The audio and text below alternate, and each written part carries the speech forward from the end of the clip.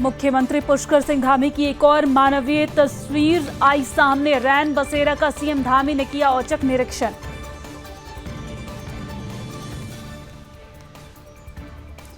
सरकारी योजनाओं को जन जन तक पहुंचाने की मुहिम चलाई जा रही है। प्रशासन शासन की तरफ से तमाम तरह की मुहिम चलाई जा रही है।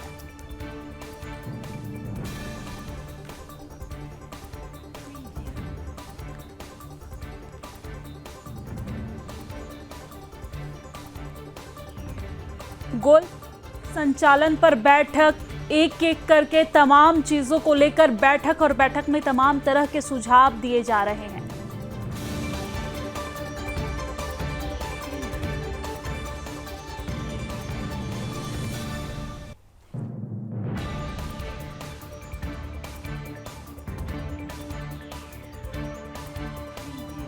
पॉज करो।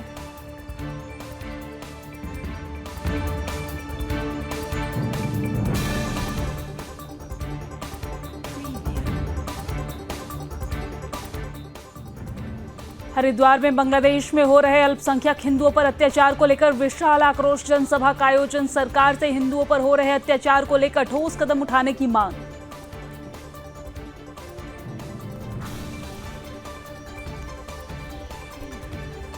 खटीमा में शिवसेना कार्यकर्ता की सूझबूझ से पुलिस को मिली बड़ी मदद। शिवसेना कार्यकर्ता ने प्रतिबंधित मांस के साथ एक गाड़ी को किया पुलिस के हवाले।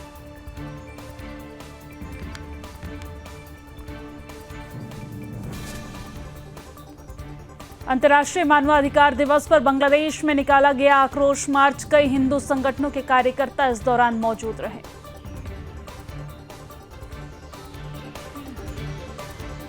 उत्तराखंड में आगामी निकाय चुनाव को लेकर बीजेपी और कांग्रेस के बीच जुबानी जंग तेज। कांग्रेस प्रदेश संगठन उपाध्यक्ष मथुरा दत्त जोशी ने कहा, सरकार हार के डर से नहीं करा रही चुनाव।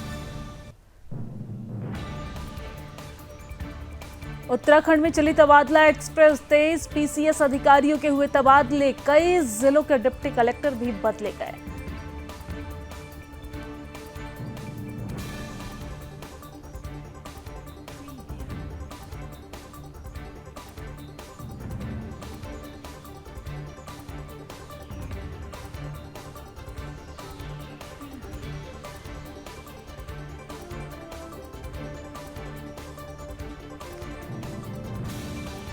टिहरी स्वच्छ भारत मिशन के अंतर्गत कई ग्राम पंचायतों को किया गया सम्मानित।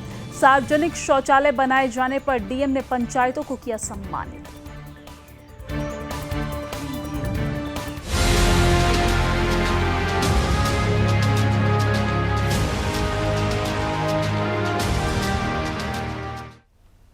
नमस्कार, सुदर्शन न्यूज पर अपना उत्तराखंड देख रहे हैं आप। मैं हूं आपके साथ दिव्या सिंह। बुलेटिन की शुरुआत बड़ी और अहम खबर के साथ करेंगे। बड़ी जानकारी मुख्यमंत्री पुष्कर सिंह धामी से जुड़ी हुई है। आपको बता दें कि मुख्यमंत्री पुष्कर सिंह धामी की एक और मानवीय तस्वीर सामने आई है। रैन बसेरे का सीएम पुष्कर सिंह धामी ने औचक निरीक्षण किया है और इस दौरान आईएसबीटी देहरादून में बेघरों से मुलाकात मुख्यमंत्री पुष्कर सिंह धामी ने की है। आपको ये जानकारी दे दें कि मलिन बस्तियों में रहने वालों को कंबल बांटे हैं मुख्यमंत्री पुष्कर सिंह धामी ने और औचक निरीक्षण कर व्यवस्थाओं का जायजा भी लिया है। रैन बसेरे में रहने वाले लोगों का हालचाल मुख्यमंत्री पुष्कर सिंह धामी ने जाना है। तो बड़ी जानकारी हम आप तक पहुंचा रहे हैं, जहां पर मुख्यमंत्री पुष्कर सिंह धामी बढ़ते ठंड के साथ साथ जिन लोगों के पास घर नहीं है, जो रैन बसेरे में रहते हैं और सरकार के द्वारा जो व्यवस्थाएं की गई है उसका औचक निरीक्षण लेने के लिए पहुंचे। तो बड़ी जानकारी हम आप तक पहुंचा रहे हैं, जहां पर रैन बसेरे का मुख्यमंत्री पुष्कर सिंह धामी ने औचक निरीक्षण किया है। तस्वीरें भी देखिए, जब आधी रात को अचानक से मुख्यमंत्री पुष्कर सिंह धामी बेघर लोगों के पास पहुंचते हैं और बढ़ती ठंड की वजह से उन्हें कंबल देते हैं, उन्हें कंबल ओढ़ाते हैं ताकि वो ठंड से अपने आप का बचाव कर सके। ये तस्वीर भी हम आप तक पहुंचा रहे हैं, जहां पर रैन बसेरे का मुख्यमंत्री पुष्कर सिंह धामी ने औचक निरीक्षण किया है। आईएसबीटी देहरादून में बेघरों से मुलाकात करी है और मलिन बस्तियों में रहने वालों को कंबल भी मुख्यमंत्री पुष्कर सिंह धामी ने बांटा है। आप तस्वीरों के माध्यम से देख सकते हैं, जब अचानक से आधी रात को मुख्यमंत्री पुष्कर सिंह धामी औचक निरीक्षण के लिए पहुंचते हैं। रैन बसेरे में जो व्यवस्थाएं की गई थी उसका जायजा लेते हैं, लोगों से बातचीत करते हैं, उनका हालचाल जानते हैं और साथ ही साथ ये पूछते हैं कि उन्हें कोई दिक्कत तो नहीं यहाँ पर, और कंबल का वितरण करते भी मुख्यमंत्री पुष्कर सिंह धामी नजर आ रहे हैं, जैसा कि आप तस्वीरों में देख सकते हैं। जहां पर रैन बसेरे में मुख्यमंत्री पुष्कर सिंह धामी औचक निरीक्षण के लिए पहुंचे हैं, व्यवस्थाओं का जायजा लेते हुए कंबल देते यहां पर नजर आ रहे हैं। तो बड़ी और अहम जानकारी हम आप तक पहुंचा रहे हैं, जहां पर मुख्यमंत्री पुष्कर सिंह धामी की एक और मानवीय तस्वीर सामने आई है। इससे पहले भी हमने कई दफा ये देखा कि मुख्यमंत्री पुष्कर सिंह धामी गरीबों के बीच जाकर या फिर उन लोगों के बीच जाकर जो किसी चीज़ को लेके कैपेबल नहीं है, तो उन लोगों के बीच जाकर चीज़ों का वितरण करते हुए उनकी समस्याओं को सुनते, हालचाल जानते नजर आते हैं। और एक बार फिर से मुख्यमंत्री पुष्कर सिंह धामी की ये मानवीय तस्वीर सामने आई है, जहां पर रैन बसेरे का मुख्यमंत्री पुष्कर सिंह धामी औचक निरीक्षण करने पहुंचते हैं और इस दौरान ISBT देहरादून में बेघरों से मुलाकात उन्होंने करी है। मलिन बस्ती में रहने वाले लोगों के बीच कंबल भी बांटे हैं। आपदा प्रबंधन विभाग के द्वारा पूर्व में भी निर्देशित किया गया और माननीय मुख्यमंत्री ने भी निर्देश दिए हैं कि चूंकि बारिश हुई है, बर्फबारी और ठंड बढ़ गई है, तो जो रैन बसेरे उनको ठीक किया जाए, अलाव जलाया जाए और कंबल वितरण जरूरतमंद है तो उनको किया जाए। उसी के तहत माननीय मुख्यमंत्री जी द्वारा कंबल वितरण किया गया है और इस तरह के जो कार्यक्रम है वो जनपदों में भी चलाए जाएंगे।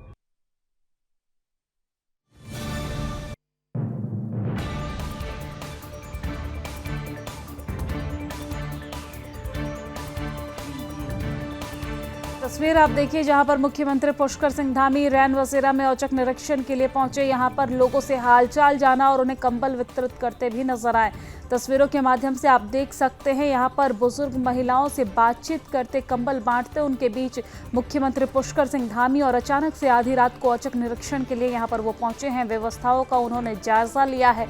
तो बड़ी जानकारी हम आप तक पहुंचा रहे हैं, तस्वीरों के माध्यम से भी दिखा रहे हैं कि आप देख सकते हैं, एक बार फिर से मुख्यमंत्री पुष्कर सिंह धामी ने अपना दरिया दिली दिखाते हुए लोगों के बीच, गरीबों के बीच, बेसहारों के बीच कंबल का वितरण करते नजर आ रहे हैं। दरअसल ठंड बढ़ रही है और इसको लेकर तमाम तरह के कदम सरकार की तरफ से उठाए जाते हैं, चाहे वो रैन बसेरा हो, लोगों के खाने पीने की व्यवस्था हो या फिर रहने की व्यवस्था हो। और रैन बसेरे का यहाँ पर आयोजन तो किया ही गया है, रैन बसेरा तो लोगों के लिए बनाया ही गया है, लेकिन इस रैन बसेरे में किस तरह की व्यवस्था है इसका जायजा लेने के लिए प्रदेश के मुख्यमंत्री पुष्कर सिंह धामी खुद यहां पर पहुंचे हैं और इस दौरान उन्होंने लोगों में कंबल का वितरण भी किया है।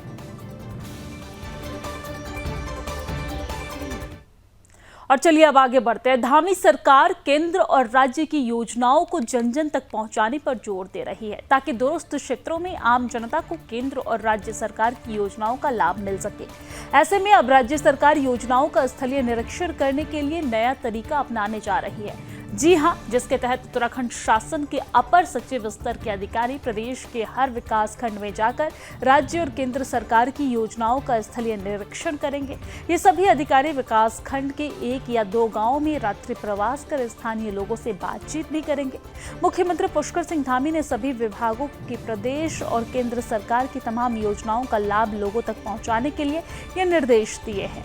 ऐसे में अपर सचिव स्तर के अधिकारी सभी 13 जिलों के 95 विकास खंडों में रात्रि प्रवास करेंगे और इस दौरान न सिर्फ विकास योजनाओं का स्थलीय निरीक्षण करेंगे, बल्कि राज्य में गांवों में कितना विकास हुआ है, ग्रामीणों को केंद्र और राज्य की योजनाओं के कितने लाभ मिल रहे हैं, स्थानीय लोगों की प्रमुख समस्याएं क्या क्या है, ये तमाम जानकारी भी एकत्रित करेंगे।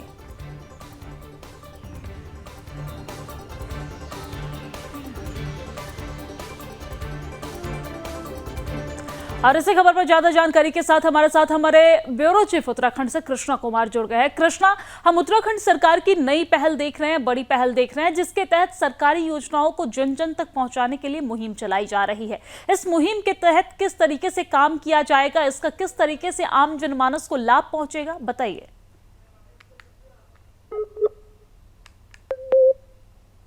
कृष्णा।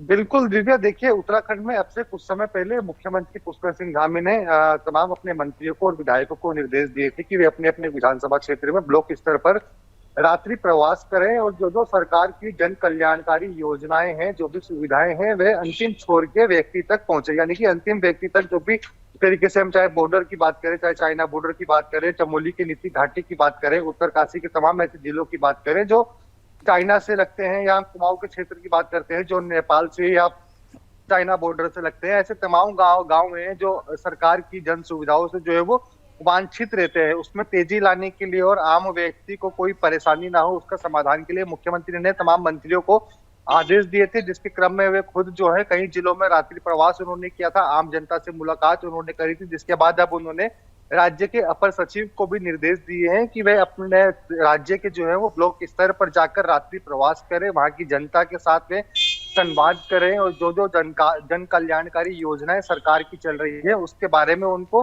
अवगत करवाएं। फिर जिस चीज की, जिस योजना की, जिस व्यक्ति को नीड लग रही है, उसको जरूरत लग रही है, तो उसके बारे में उसको मुहैया करवाएं, उसको उपलब्ध करवाएं। तो ये जो है अगले हफ्ते से पूरा अपर सचिवों का कार्यक्रम शुरू होने का अनुमान है। मुख्यमंत्री ने कल आदेश इसके जो है वो जारी किए हैं। अब देखना होगा कि मुख्यमंत्री के इस फैसले से आम जनता को कितनी सहूलियत मिलती है, क्योंकि अब जो सचिवालय में अधिकारी अक्सर बैठक करते थे अपने कार्यालय में, अब उनको ब्लॉक स्तर पर जाके ग्रामीणों के बीच में एक तरीके से चौपाल लगानी पड़ेगी, उनसे जन संवाद कार्यक्रम उनके साथ टाई अप करने पड़ेंगे और सरकार की जो योजनाएं हैं उनको उसके बारे में अवगत करवाना पड़ेगा। दिव्या जी कृष्णा, लेकिन इस तरीके के कदम हम देखते हैं कि अलग अलग प्रदेशों में भी सरकार की तरफ से उठाए जाते हैं, अलग अलग नाम भी दिए जाते हैं, चाहे वो सरकार आपके द्वार हो या जन जन की योजनाओं आप तक के तमाम तरह के जो कार्यक्रम है इस तरीके से आयोजन किए जाते हैं। उत्तराखंड में आने वाले दिनों में निकाय चुनाव है, इस तरह के कदम उठाने से क्या निकाय चुनाव में भारतीय जनता पार्टी को, प्रदेश सरकार को लाभ मिलती नजर आ रही है?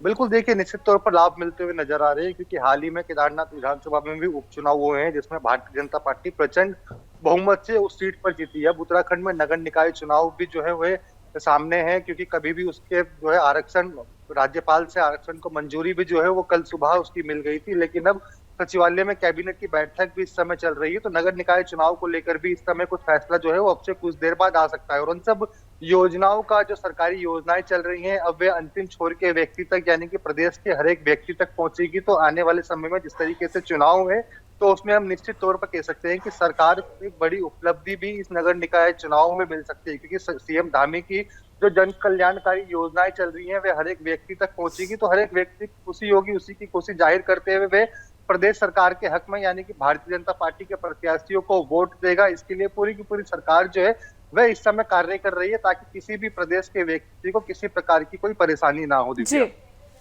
ठीक है, बहुत बहुत धन्यवाद तमाम जानकारी साझा करने के लिए, हमारे साथ लाइव जुड़ने के लिए। चलिए अब आगे बढ़ते हुए रुक कर लेते हैं बड़ी खबर की ओर। इस बीच एक बड़ी और अहम जानकारी सामने आ रही है, आपको बता दें बड़ी खबर, जहां पर धामी कैबिनेट की बैठक शुरू हो गई है। ये बड़ी जानकारी हम आप तक पहुंचा रहे हैं, जहां पर धामी कैबिनेट की बैठक शुरू हो गई है। देहरादून में धामी कैबिनेट की बैठक शुरू हुई। सीएम पुष्कर सिंह धामी इस बैठक की अध्यक्षता कर रहे हैं। 1 दर्जन से ज्यादा प्रस्ताव रखे जाने की संभावना जताई जा रही है। इस बैठक में निकायों में आरक्षण के मुद्दे पर हो सकती है चर्चा। तो बड़ी जानकारी हम आप तक पहुंचा रहे हैं, जहां पर देहरादून में धामी कैबिनेट की बैठक शुरू हो गई है। सीएम सहित कई बड़े मंत्री इस बैठक में मौजूद हैं। सीएम पुष्कर सिंह धामी इस बैठक की अध्यक्षता कर रहे हैं।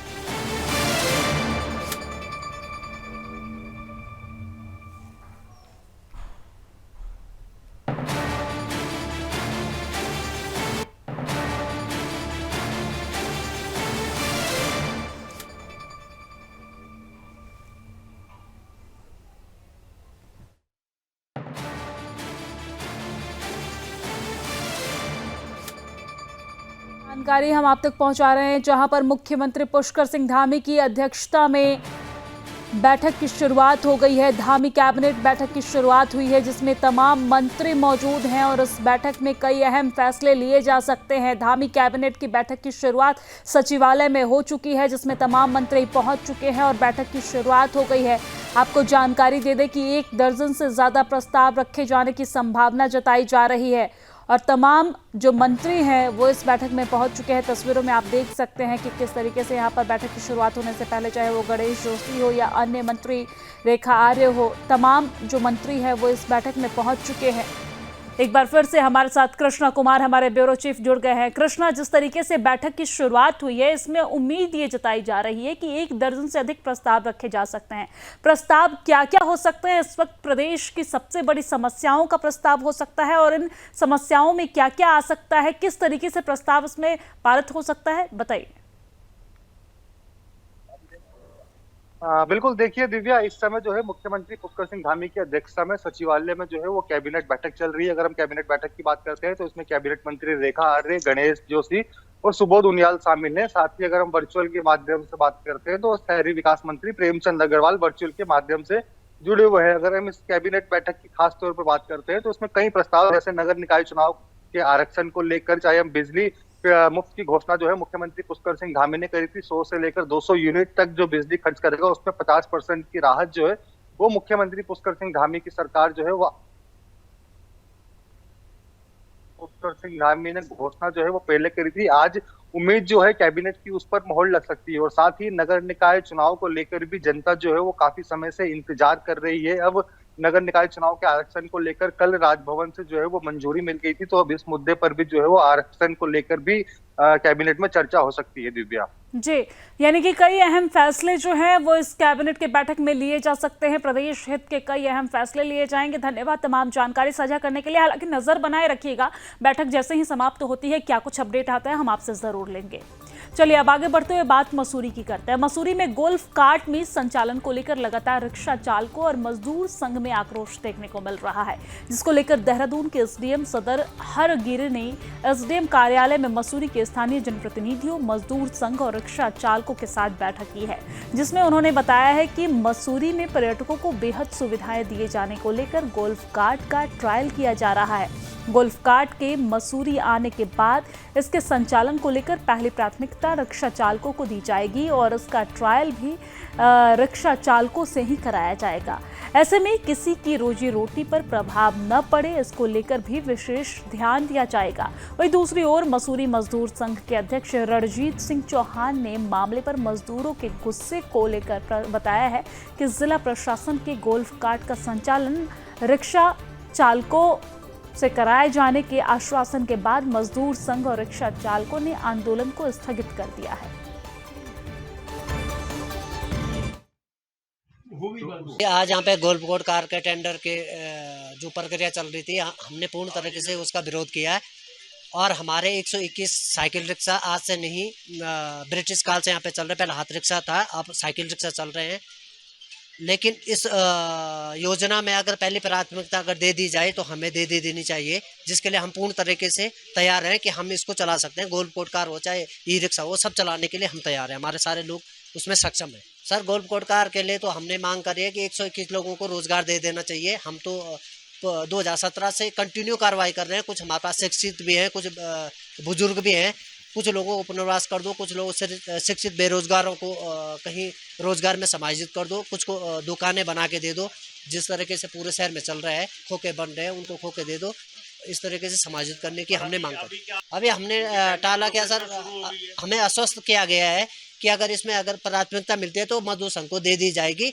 अगर ये ट्रायल के लिए भी आएगी तो मजदूर संघ को ही प्राथमिकता ले, इसलिए हम आश्वस्त हुए हैं। शहर में गोल्फ कार्ट की आवश्यकता भी थी और उसको लेकर के उस पर जो पुराने रिक्शे वाले हैं उनका थोड़ा विरोध था और कुछ शंकाएं थी। तो आज उनके साथ बात हुई है और वो लोग भी सहमत हुए हैं और ये तय हुआ कि जो गोल्फ कार्ट जो हम ट्रायल बेस पर चला रहे हैं उसमें आपका भी इन्वॉल्वमेंट हो, क्योंकि वो पुराने हमारे शहर के लोग हैं, पहले से चले आ रहे हैं और इस धंधे से जुड़े हुए हैं, तो उनमें उनका इन्वॉल्वमेंट होगा और जहाँ भी उनकी आवश्यकता होगी, जो भी जिस भी लिहाज से वो एक्सपर्ट होंगे तो उनको इन्वॉल्व किया जाएगा, उनको वरीयता दी जाएगी। अभी गोल्फ कार्ट की ये ट्रायल है।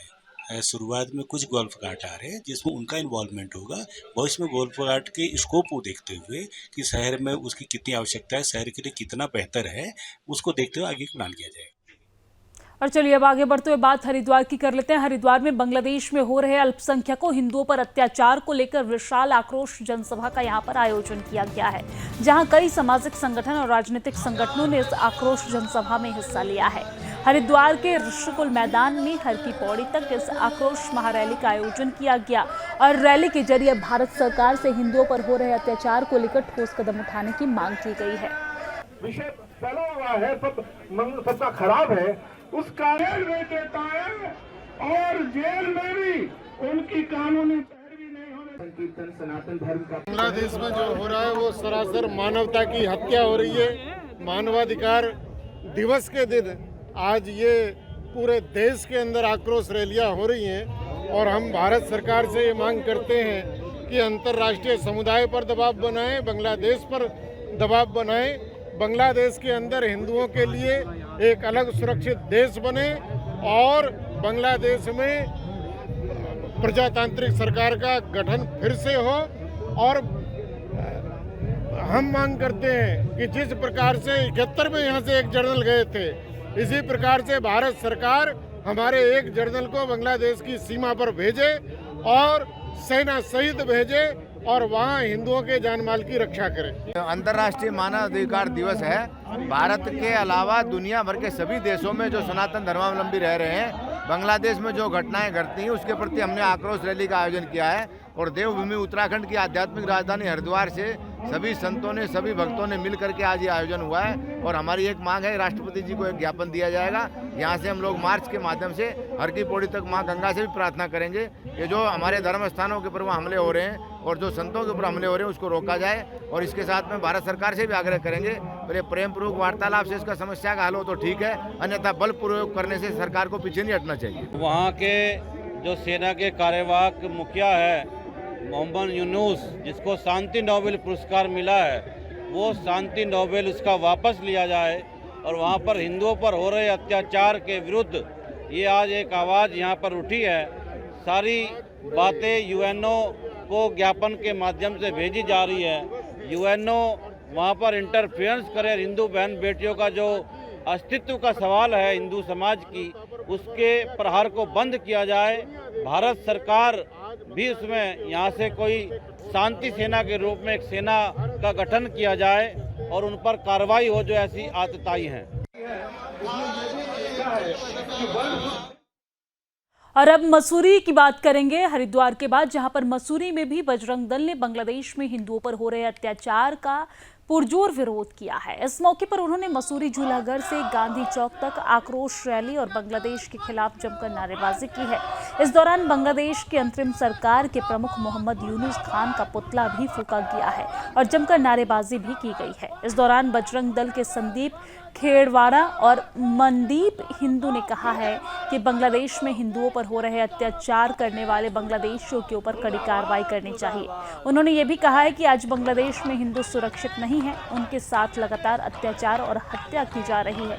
हिंदुओं के घरों से लेकर मंदिरों तक को निशाना बनाया जा रहा है, मंदिर की मूर्तियां भी तोड़ी जा रही है और हमने कभी किसी देश पर अतिक्रमण नहीं किया, लेकिन आज बांग्लादेश के जो ताज़ा हालात हैं वो काफ़ी दुखद है। इसके साथ ही उन्होंने कहा कि हिंदुओं पर किसी भी हाल में अत्याचार बर्दाश्त नहीं किया जाएगा। इसके साथ ही उन्होंने देश के प्रधानमंत्री नरेंद्र मोदी और गृह मंत्री अमित शाह से बांग्लादेश में हिंदुओं की सुरक्षा को लेकर कड़े कदम उठाए जाने की मांग भी की है।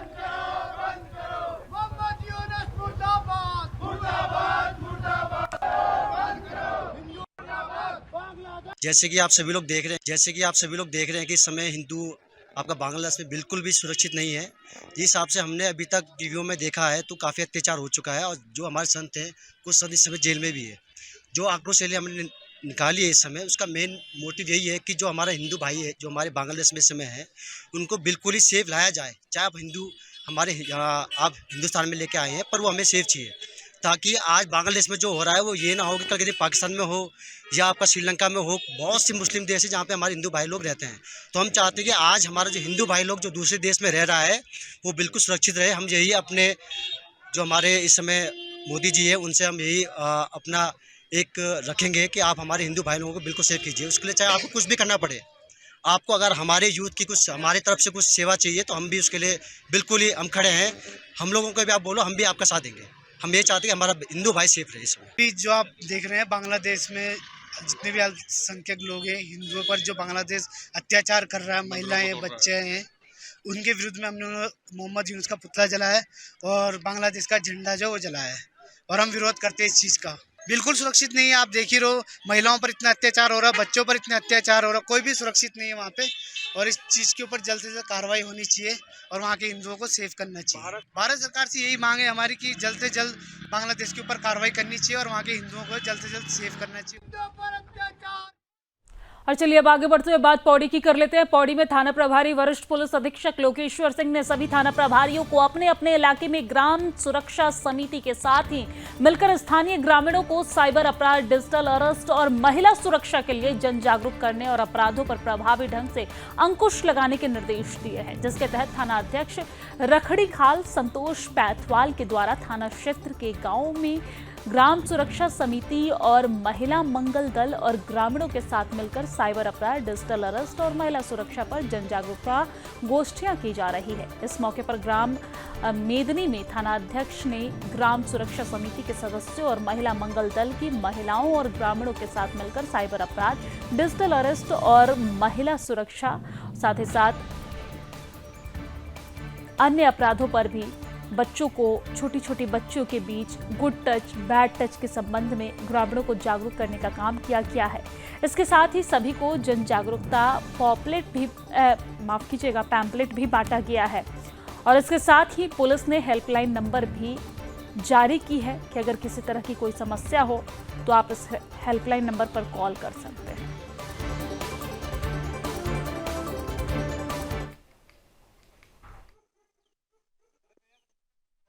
रामपुर मालिक हमारे यहाँ खाद थाने से ये लोग आए तो हमें सब चीज़ के लिए बताया, जैसे कि युवा लड़कियों को कैसा बचना चाहिए, गांव के लिए सब कुछ बताया हमें, लड़कों के बारे में सब कुछ ठीक ठाक बताया, हमें बहुत अच्छा लगा। अपने साइबर के बारे में समझाया और नॉलेज वाली बातें हमारे को समझाई तो हमें उनकी बातों का बड़ा मनन हुआ और हमें अपनी उसमें पूरी जानकारी हुई। एक सब हमारे गांव में आए, हमारे को अपनी जानकारी हमारे उसमें डाली तो हमें बड़ी खुशी प्रशंसा हुई और हम उनका बहुत बहुत धन्यवाद करते हैं जो हमारे ग्राम सभा के अंदर अपना अमूल्य समय दे करके हमारे गांव में आए।